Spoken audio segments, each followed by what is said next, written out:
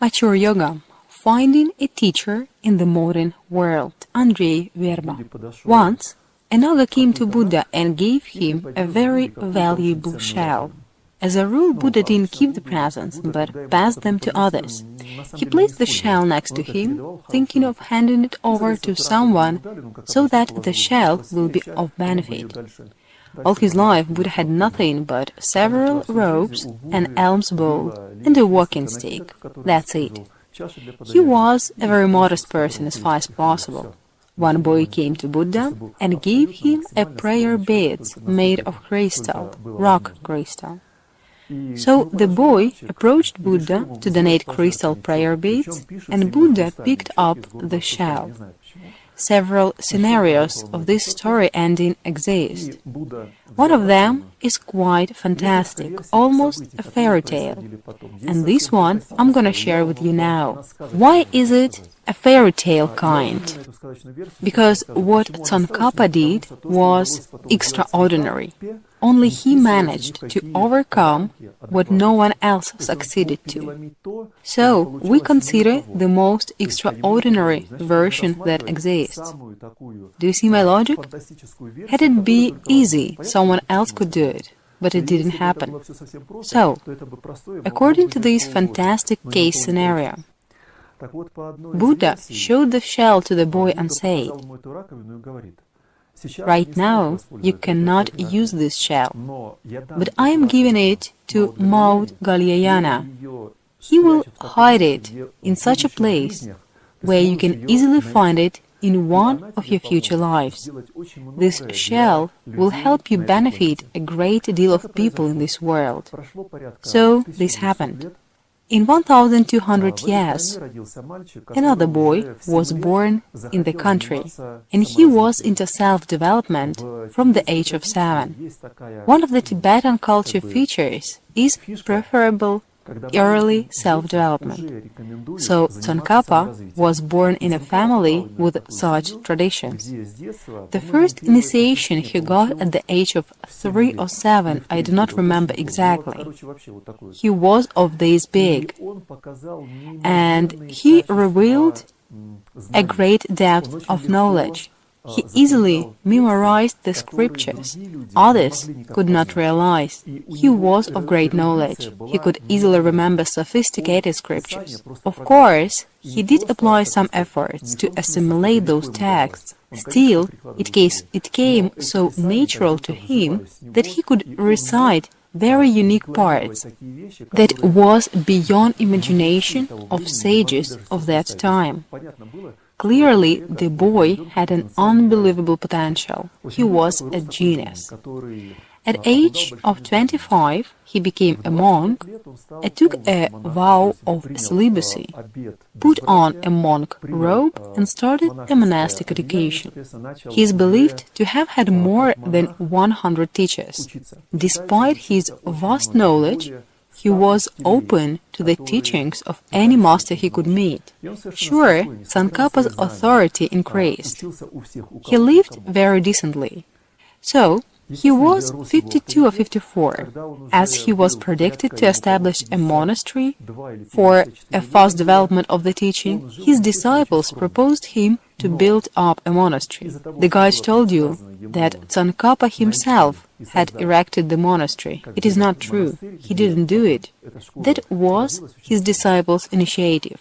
They told him, "Lama, your knowledge is deep. How come you still don't have a monastery? We will build it up for you.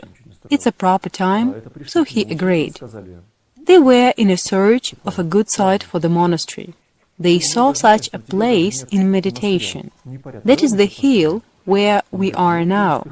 On another flank of the hill, the shell was digged out. The one Buddha didn't hand over to Tsonkapha in the past. So what happened after the boy and Buddha met was following. Buddha handed over the shell to Mount Galyayana and asked him to fly to Tibet and hide it on the hill where upcoming monastery of Tsonkapha would be founded. Tsonkapha did a lot for Tibet. He brought the teachings of Buddha to Tibet. That's a very important point. You got me? his disciples came to be known as the first Dalai Lama, though there is another version of the Dalai Lama title introduction, according to which one Mongolian Han just decided to grant the title Dalai Lama instead of traditional Lama. But some believe that one of the Tsonkapha's disciples had extraordinary merits. So after his death, Tsonkapha, appreciating his great merits, granted him the title Dalai Lama, though after his death only. Then the surge of the incarnation of the Dalai Lama is organized every time a previous one passes on. The Dalai Lama lineage exists for the past 600 years only. That is what the Ganden monastery is. By the way, Ganden means Tushita in Sanskrit. Tushita is a planet designed for nothing but self-development. That's the residence for souls not interested in making money or satisfying some desires. Those who dwell in Tushita want to get some realizations only. Everything is perfect over there. Nothing gets broken. Self-development is the only activity at that planet. So the Ganden is named after that planet.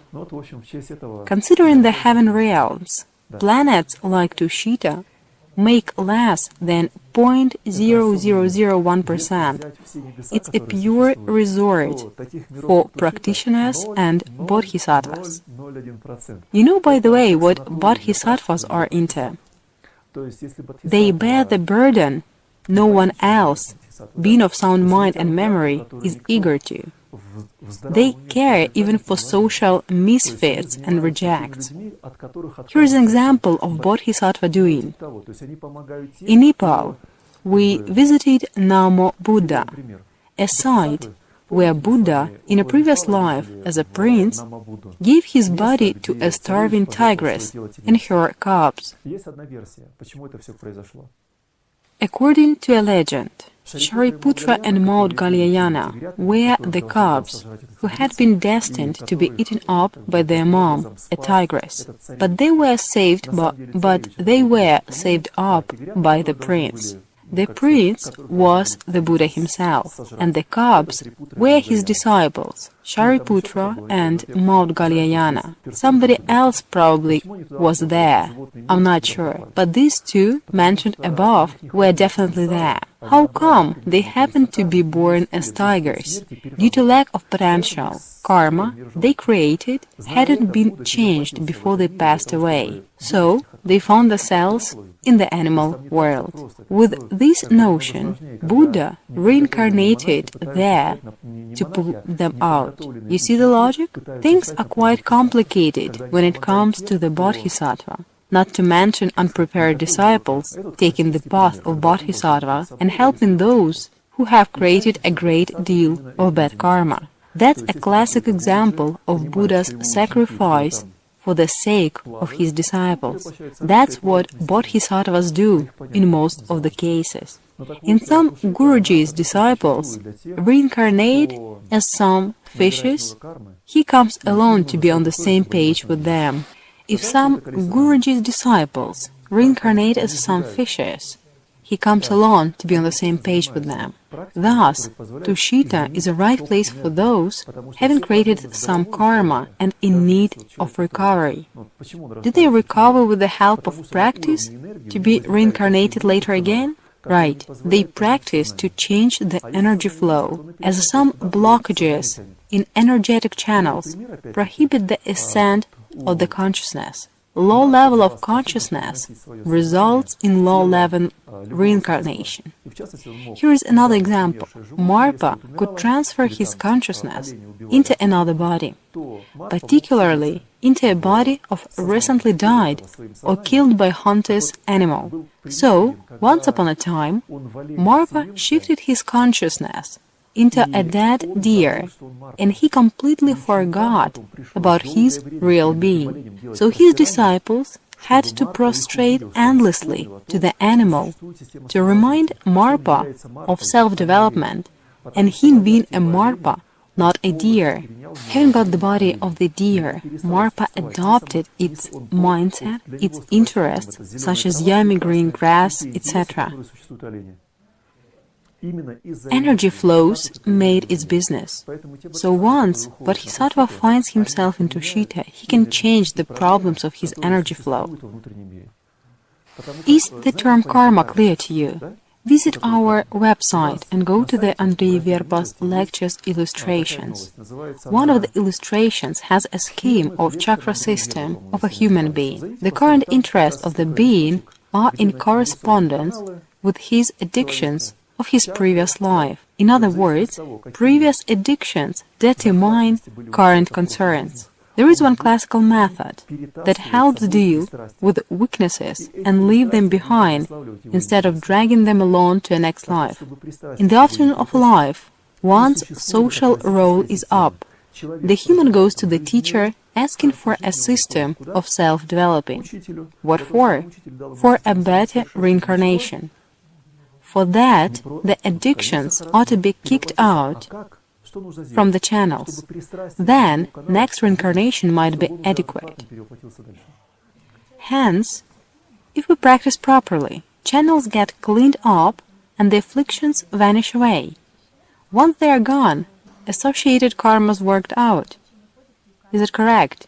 Have you noticed that your reality perception changes after yoga practice? Even if you do Hatha Yoga only, your state before a yoga class and after do differ. Though it's nothing but 1.5 or 2 hours of exercises. Have you experienced such an effect? Yes, I have. So now just imagine you practicing properly day and night under the supervision of your Guruji to ensure your adequate development. Perception of reality does get affected in that case. First of all, self-development methods are meant to change energetically the inner problems that could eat you up. You have some energy, some resources on hand, but mostly you waste it all on cravings, ambitions, or fulfilling some desires that seem to be so important at this time. Thus, you waste your life. Or, to put the same thing from a different angle and consider the person being born with a great deal of experience, having been accumulated in previous life. That can be applied to you too. I can assure you, most of you and screen viewers of this lecture are listening at this lecture only because you have already got sick and tired in previous lives. And this time you tend to look for a way of self-development to some extent. Are you with me? So the one who's not fed up with ambitions and cravings is attracted by them. Only those who have experienced them all tend to make some effort. To others, they seem to be members of a sect, as they opt such ridiculous things as getting on a yoga mat instead of visiting a restaurant or going shopping to buy something highly advertised. But no, they prefer to do yoga instead of falling for commercials. There is something wrong about them. Don't you think so? I'll tell you what's wrong. The potential of the previous lives is so high that they don't buy the lie. They are able to find the way to their happiness. A question: did Tsonkapha reincarnate again? It is unknown. Still, Tsonkapha was of a great compassion. The likes of him never rest for long. If Lama, like him, does a lot of goodness, he would reincarnate again and again. On another hand, the more Lama benefits others, the longer he takes to recover. Is it clear? Not really? The more intense the concentration on a person, the heavier his burden he has to carry. Tsonkapha died at the age of 60 or so. He did a lot for his life. Living in Tibet is not a piece of cake. There are no heaters, and in theory he could eat meat, taking into consideration the severe climate of Tibet.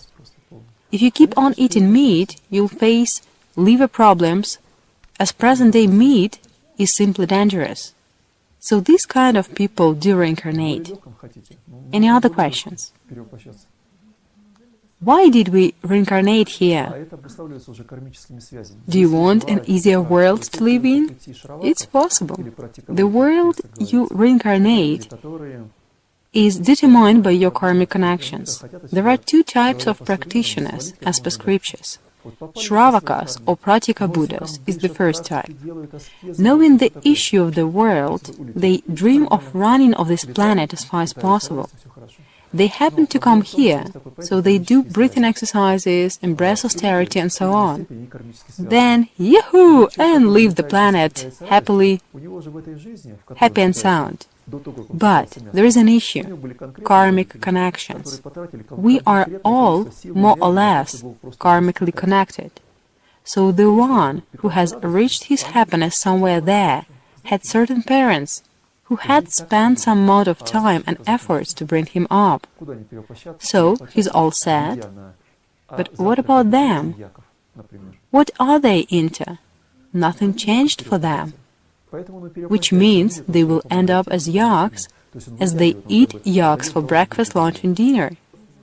That's why lamas reincarnate as a human to help those who had helped them. That's returning the debts, roughly speaking.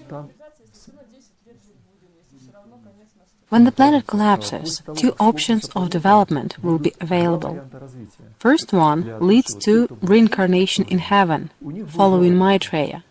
The other option leads to retirement to a strict reformation. So one has to apply some effort to be in the first group if you want to come here again. Taking into consideration your high social activity, such as business, etc., you won't be let out from here that easily. You'll have to come back on earth again and again due to many karmic knots, you see? The way you live results in your output. Let's say you have around 1 million lives.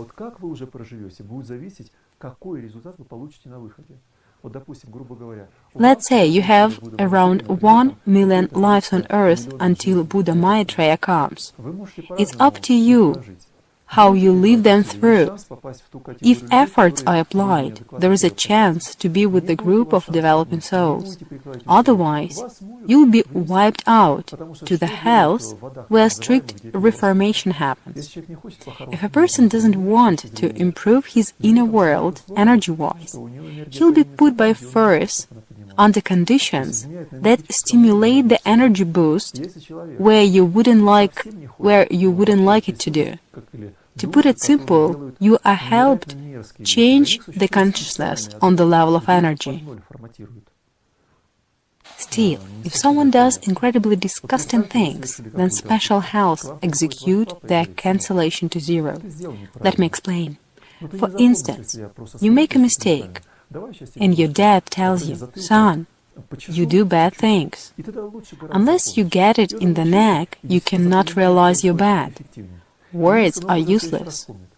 Indeed, this approach has a longer-lasting effect. You keep in mind your dad's preaching. You see the logic? Similarly, karma teaches us. Putting it simple, when someone goes to hell for some time, he gets it in his neck. Still, some souls don't feel like quitting harmful behavior. Then they get under formatting to zero by being replaced in special hells full of horrors that leads to personality disappearance. Then the evolution of these souls starts from the scratch. According to the Vedic scriptures, they start up as stones, then plants, then animals, and one day they might be humans again. That's the way to educate these souls, as they want to live at the expense of others, believing in their uniqueness and in others' slavery. See the logic? You know that there are some people who live at the cost of others, don't you? The following has to be told to them. The following has to be told to them. Once you like to ride a horse, have a courage to pay it back. Let it be on your place and ride you. The soul of the horse is no way worse than yours. Why would you think it is? You read it in books? Then find out who wrote those books and how the author reincarnated them. Reach Samadhi state to find it out, and you'll be shocked. Any other questions? These souls hurting others with a burden of bad deeds come on earth for a reason? Let me share with you one concept the rulers of this planet stick to. Why do we have the wars and other troubles on the planet? Unfortunately, they do not believe in the law of karma, and that is why they do what they do. But what do they reincarnate on earth now? Why? That's for your evolution. In your previous lives, you had an opportunity to develop yourself in good conditions. Still, you preferred to enjoy life instead of making efforts. Being a kid, you could be a good boy, washing up dishes, washing your hands, or doing something else beneficial for you. Instead, you opted to play games. It's a common choice for kids. You were childish in your previous lives, and you didn't want to work on your qualities, work on yourselves. You were lazy. So now, you are forced, by hard times, to work on yourselves in such conditions. The wars, the horrors of nowadays, exist to show you that pleasures lead to problems. That's the role of the souls troubling others. Still, I feel sorry for them, as they decide to cure with weapons, but it's possible to cure with words only. Why these souls that make others suffer believe themselves to be superior to others? Who did teach such a concept? Who did share such an opinion? Actually, they choose to believe so. I've never met a wealthy person being spiritual. It's almost impossible. Assets, possession, be it plants, newspapers, or ships, change the mindset dramatically. The more material a man is, the more specifically his mindset gets formed. So people who create problems for others just don't understand that they will have to get through the same. How do I know it? I've read some specific scriptures, though those people follow. Still, those scriptures, aged 5,000 years, are very young in comparison with Vedic culture. These are texts that are more ancient. So according to them, some very highly might powers control the law of karma. Shiva is responsible for punishing the so-called privileged souls that want to take advantage over others without facing the effect. But he's a serious guy that never laughs due to lack of sense of humor. He's very straight, as well as his assistants, who make sure that everyone gets his due. All my life, I've been looking for some answers on my questions in scriptures. Who is Shiva? And the more I study, the clearer I see that punishment comes from his compassion. Some scriptures say that special institutes and departments of powerful demons exist to capture those who don't believe in the law of karma. Denying the law of karma is one of the biggest mistakes of a human. Yes, I have a question. You said that wealthy people don't have a chance to develop. I cannot understand why it's like that.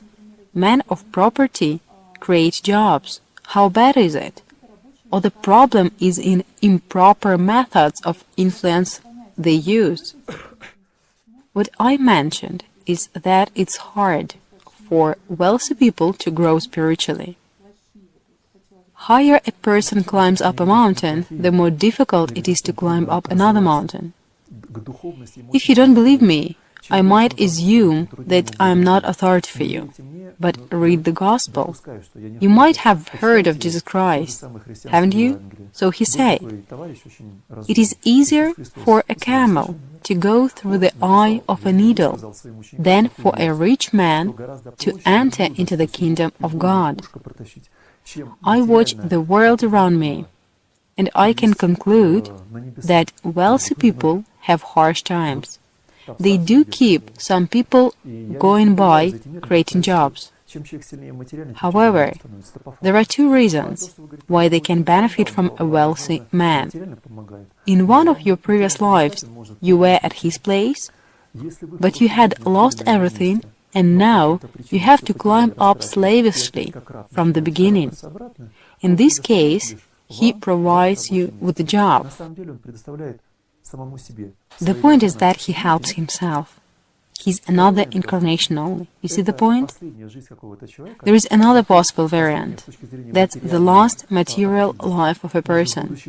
When he's fed up with material things, he rejects material possessions in his new life and dives into self-development. And you might be surprised, but all these poor monks who rejected everything since childhood were wealthy beings in previous life. Yet they realized that any material good is a cause of problems. You might not believe me, but this is the truth. So what I'm trying to explain is a second possible scenario. When a rich life is a form of repaying debts to those who follow his path. Any manager strives to be a director. Any director strives to be a chairperson, right? It's a social ladder they climb to evolve life by life. So, if a rich man helps you improve your material life, he does what has already been done by someone else. And there is no spiritual growth in it. There is nothing to do with spirituality. No matter how much food you provide to the crowd, it doesn't help raise consciousness. I have one more question. We're talking of businessmen and money-making, but the key point is attachment, isn't it? If there is no attachment to material welfare, and one can let it go anytime, is it still a karmic relation with money? Yes, it is. Any material gain is given for some particular reason. If it comes to you, you work for your future or repay your past debts. That's the debit or the credit of your life. Either a karmic burden or a future gain. Most likely, you take up a post and you have someone superior to you. The superior is believed to do nothing and make a fortune, right? And you dream to be in his shoes, don't you? And Jivatma generates an intention to get something. Believe me or not, but all the dreams come true. But not in this life. Next time you'll come, you'll get desired experience to learn lessons. Whatever you long for will be given. As a rule, one doesn't see the useless of longing unless he's filled up with that experience to the point of sickness. Andrey, I have a question. I don't strive for more. I'm satisfied with what I have now. Moreover, I have some time for self-development. What is it? Hard to say. What I know is that middle class is perfect for evolution. People in need or burdened by big money hardly can develop. It's a good karma to be a medium. It means you have a chance to fulfill your mission both on physical and spiritual levels. I recommend those who have business to contribute some part of the profit to good causes. Here's an advice with ancient roots. If you cannot share your knowledge, find the one who can and sponsor him. Your support of such a person benefits you. That's how you can get blessings. See the logic? That's how the Institute of Donation was set up. Any other questions? I have one about wishes. What if I have changed my mind and I don't wish for something I craved for some time back? Would it still come true? Probably yes, and that's a problem.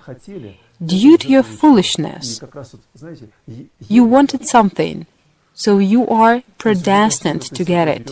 It is like you eat and cry and feel sick, but you cannot help it.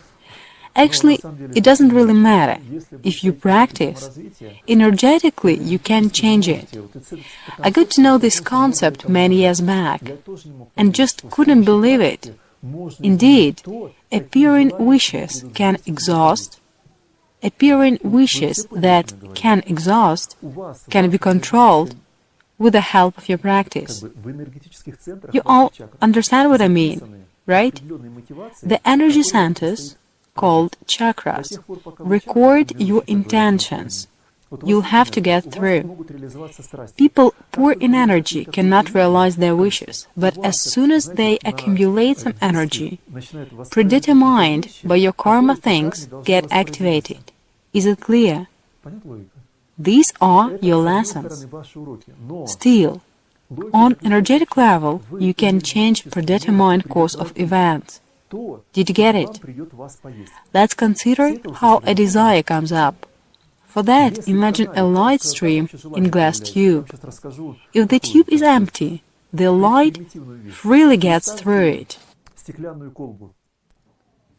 Now, let's place a colorful pill in a tube.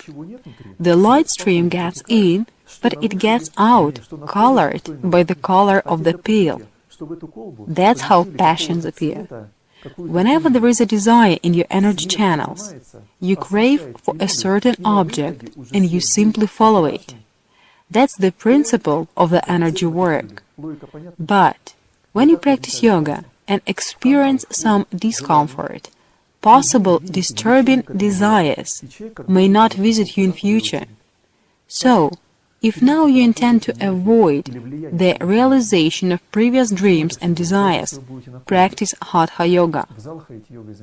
A question: will there be a moment for all souls to liberate?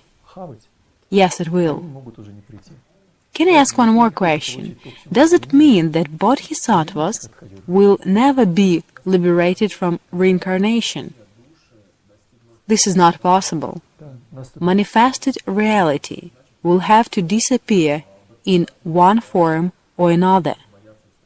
According to the 16th chapter of the Lotus Sutra, Buddha Shakyamuni had been on the path of Bodhisattva for unbelievable amount of kalpas to help other living beings. As Buddha himself mentioned in the 16th chapter, I will commit myself to the Bodhisattva path for much more time than I have already done. Why so? A soul can forget about past experience and want to gain the same experience again. However, according to one concept, sooner or later souls can gain all possible experience. For example, grasshopper is interested in green grass only. So if he comes across a supercar one guy dreams of, the grasshopper wouldn't even comprehend why he's so much after the car, if there is plenty of green grass around. But what can we do to make the grasshopper stop wishing, to let him experience all possible passions? He must get through all possible passions to experience how they influence his inner world. When he experiences firsthand, he would understand that something is wrong with it, as the same repeats life by life. What a vicious circle! How to stop it? Had he have a good karma, he would come across the term samsara in some book, and then he would recall the term he knew some 20,000 years back. And he would find the meaning of samsara, a circle of life. So, it turns out that the more you want, the more you get. At the same time, the more you suffer. Akin to a hamster in a spinning wheel, day and night, sitting pretty, then screwed up, again sitting pretty, and so on, until you are fed up. Then you stop the rat race and draw your attention to self-development. But you start your spiritual path as a foolish monk who backpedals. Still, slowly you evolve. Then you become a teacher of some spiritual subject. I don't mean a modern coach who preaches how to earn money or and will shift the roles with his students in future life, to my regret.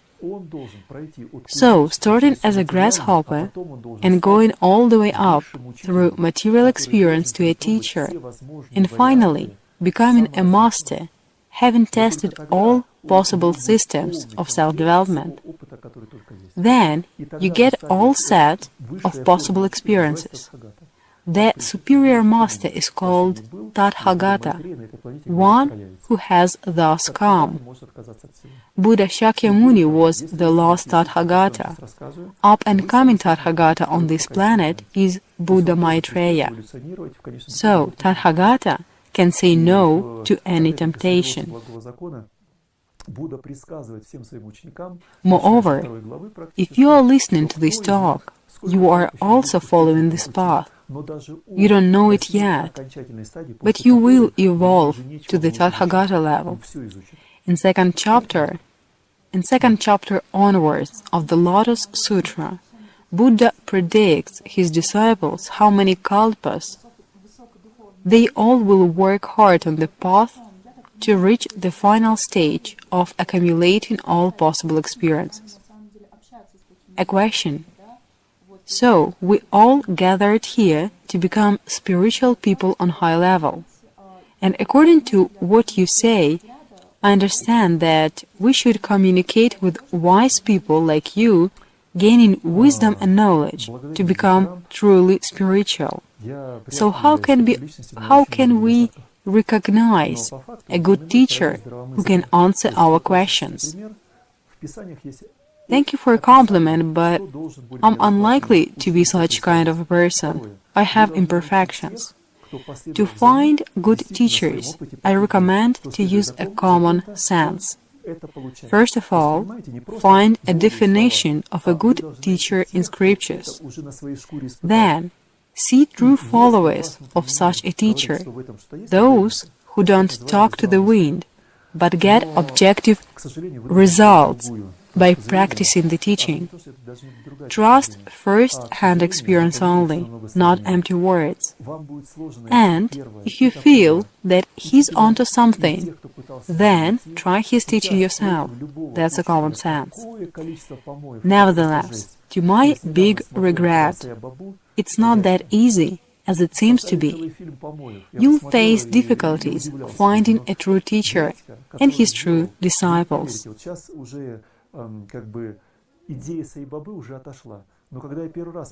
You'll face difficulties finding a true teacher and his true disciples. Nowadays, any teacher is bad-mouthed. I have recently watched a movie, casting shadow on Sai Baba name. When I visited Nepal for the first time, I was astonished by the amount of Sai Baba image stickers. He was on every single car to protect while driving and reach the destination safe and sound. The Sai Baba worship was incredible in Nepal. The stickers could be bought in every quarter. That scale of a worship gradually passed, but it's no longer big. Just the same, a multi-move game goes against almost any teacher as I see it. As soon as a teacher is raised up above social medium, he can be tempted. In case he is hard to fault, then an act of falsification happens. I doubt you can find a worthy teacher. Here's another example. One of my teachers is from India. Being a real practitioner and avoiding empty talks, he's highly regarded by me. He is at his 80s now. 1.5 years back, he was again criticized to the maximum. In fact, those criticizers haven't achieved even 1/10th part of development of a criticized by them person. They can do nothing but criticize. They should try to do something relevant, to have weight in their words. Criticizing teachers is not appropriate. Teachers do what have to be done. Teachers do what has to be done, even if it's wrong. If it's not done by them, others would do it. You might even not believe me, but the more I observe different teachers, the more I ascertain that any teacher bears as much as he has to. First, he gains popularity, he accumulates karma, then stagnation. He looks for extra sources and grasps at a straw to survive. You are all smart. What's the best activity on the planet? Teaching, isn't it? So, I would recommend you to attempt to record your teachings and upload them on internet, so you'll understand why Sai Baba and Pilot Baba feel so bad. Coming back to your question, why it's not possible to find a good teacher? Any teacher has imperfections. So, I came to the conclusion that I'd better learn whatever the competency of a teacher is, even if he's not perfect. Don't look for a 100% perfect teacher. So, you can learn from different teachers, and by the end, you might form up your own picture perfect. Try to live perfectly. Soon you'll figure out how hard it is in our world. Did I answer your question? Another question. Is it true that when the disciple is ready, the master appears? Yes, this is right. Will a master pop up if one puts some effort? Do you expect a teacher to appear and say, "Masha, here I am, your teacher. Don't you recognize me?" No, I don't expect that, but I believe that I can feel that this exact person is my teacher. Don't trust your feelings. I have witnessed many times how feelings mislead people. Here is an example of a friend of mine with a bright personality who walks on the way of a self-development parallel to me. We were born with a few days gap, and she's changed about 5 or 6 teachers. Every 5 years, I receive her mail, or better say a mail out to all her friends. She describes her latest fantastic teacher and invites to meet him up. So she looks for followers for a new Guruji, spreading the word among her friends. The matter is that it's a Guruji number 6, as I remember, and she spoke in glowing terms of all 6 of them. You see my point? So every time she was uplifted, meeting up a new teacher, and she considered him to be the right one. After some time, she became disillusioned with him and started looking for someone else to follow up for a certain amount of time with a heart-oriented approach. And the situation repeated many times. I have already mentioned about a common sense, but don't listen to your heart. No good will come out of it. But I didn't mean a teacher, but his teachings, feeling his teachings as the right ones. If teachings speak to you, probably it makes sense at a certain stage. I mean, if your mind agrees on the teaching and it is in line with your heart. But let's consider the topic maturely. One woman asked me to recommend her a Guruji in India. I took it ironically, imagining a vivid picture of her development in India. We receive many requests of that kind. So it's a hot topic. People ask about ashrams, gurujis, etc.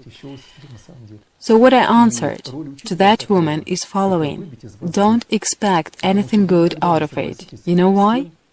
Any teacher you meet on your way has to take out whatever covered underneath your skin. My dear friends, indeed you are all good beings, but you have no idea what you consist of in the reality. So the role of a teacher is to dig out the trash you keep inside, and you can never accept that. But you may turn into a nasty man. Even your relatives wouldn't tolerate you. Because on the first stage of development, any man becomes a fanatic over some ideas. He imposes his beliefs on his parents, taking them stupid. That's the time when many families divorce. Relatives cannot stand such a fanatic, you see? I don't know any exceptions. I haven't met a single person who passed this stage bloodlessly. So a teacher has to be an authority you follow even at the edge of madness or any other inadequate state. You have to pay attention to his saying when no other authority exists for you. Unfortunately, as you live in modern society, and you used to watch commercials, satisfied your passions, you still carry all them inside. So, sooner or later, they will have to come out. Thus, no matter what a beautiful ashram with a great teacher you find, you'll act foolish to the maximum. That's the reason behind westernized ashrams in India.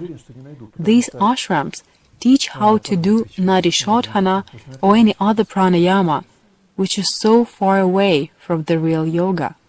Still, you might try your luck, but I have been searching for 22 years, and I haven't found anything good. Did I answer your question? One more question. What should I do when I start acting foolishly? Let's say I'm acting unwisely, but I cannot fix it. Scriptures say that you should find the one who is free from that exact oddity and serve him. Such a service causes an energy exchange, and you would feel better. That's a bhakti yoga. Modern society encourages a development of ego. That's why a modern man cannot serve anyone. So when it's a time for your oddity to show up, ego will be the first to reveal itself. So be patient and make some efforts to overcome it. A question: do you mean yoga practice? Hatha yoga hardly can help you with it. The more you practice, the more foolishness comes up. That's how it is. Why do people lock themselves up in caves? Being obsessed, any person is out of control. Are you fine with the word obsession? It's like being obsessed with an idea. For example, one can be obsessed with food, and he can do nothing but eat for 24 hours. He eats up and fattens up and cries, as he cannot change it. How can you control him? So a teacher locks his disciple to restrain him from gluttony. And the disciple is given just a small portion of food, enough just for living. That's the way to save the disciple from his foolish head. Is that clear? Could you give a practical advice? No one can lock me up now. Then opt a way of serving those who can be awakened. That's a way to earn a good karma. When you help others awake, on accumulating some potential you get a payback. Still the beginning is tough. In Chimpu, I told you that just a small % of practitioners break through, which is at least 20 years of moving in the same direction. What happens more often is direction change every 2-3 years. In 20 years, these kind of practitioners find out that they are at the same point they pushed off 20 years back. They just made a circle. Different schools promote different directions of movement. If you want to eat, just visit an ISKCON temple, and you'll be offered prasad to eat. Chant mantra and eat as much prasad as you want, right? To put it short, any passion can be legalized. If you like opposite sex and can do nothing about it, even if you have a good husband, then visit a Tantra society. It facilitates hugging. Please, don't take this serious. I'm just pulling your leg. A question, should a wife be faithful to her husband and vice versa? It goes without saying, that's a norm for our society. We are talking about revealing obsessions. So let me answer your question. There is one solution, which is difficult. You may get gray, but I know those who managed it. The friend of mine that changes teachers got gray at the age of 45. Her delight every time gives way to disappointment. It's a bad influence on health. A woman has to serve a man who leads her. If she's married, she has to follow her husband. Husband has to be her teacher. A question, so he has to be a teacher himself. Exactly. A man who simply satisfies his woman's desires and earns money cannot be her teacher. He has to be a spiritual teacher. How can he become one? He has to have a teacher himself? No. A woman has to see that her man teaches others. Then she takes him as her teacher. Unless he has disciples, she doesn't see a teacher in him. As he's side by side to her, throws around his dirty socks, she finds him boring and cannot recognize a teacher. You see? A question, where can so many teachers be found? Not an issue, you can become a teacher for your husband. Some women lead their husbands. Why not? Women are wiser at some points, so go for it. A question, can a woman follow her own way? Yes, she can, as long as she has a teacher or a god as her strong core. A woman is in need of a core. She can choose a god or Guruji to play such a role for her. Otherwise, energies might disbalance her, but it's possible. Friends, I want to express gratitude to this place. I hope the lecture was effective and you have heard out what you had to according to your karma. Hail Tsonkapha! Thanks to his efforts, this lecture took place and this monastery was founded.